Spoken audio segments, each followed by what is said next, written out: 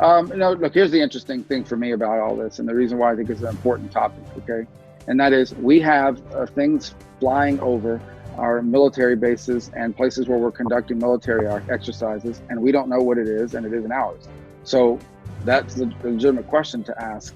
I would say that, frankly, that if it's something of outside this planet, that might actually be better than the fact that we've seen some technological leap on behalf of the Chinese or the Russians or some other adversary that allows them to conduct this sort of activity. But the bottom line is, if there are things flying over your military bases and you don't know what they are because they're not yours, and they exhibit potentially technologies that you don't have at your own disposal, that to me is a national security risk and one that we should be looking into.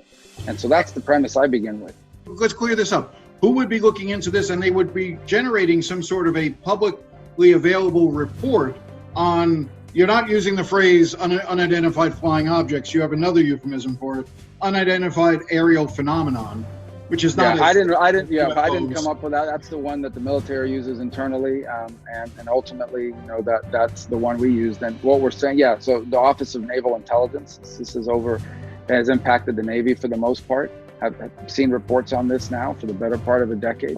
Other countries have had similar reports, and so, but for our perspective is, there is someone flying in the airspace that no one else is allowed to fly in, and we don't know who it is, and it isn't something we have. We need to know what that is. I mean, that's in my mind. I mean, I don't understand why we wouldn't want to know what it is. Maybe there's a completely sort of boring explanation for it, but we need to find out. And so that's really what we're asking about, and we're asking them to make public as much as possible that information. None of that really fits into the mold of classified per se. All right, but what's your gut? Are we alone in the universe, or is there something else out there?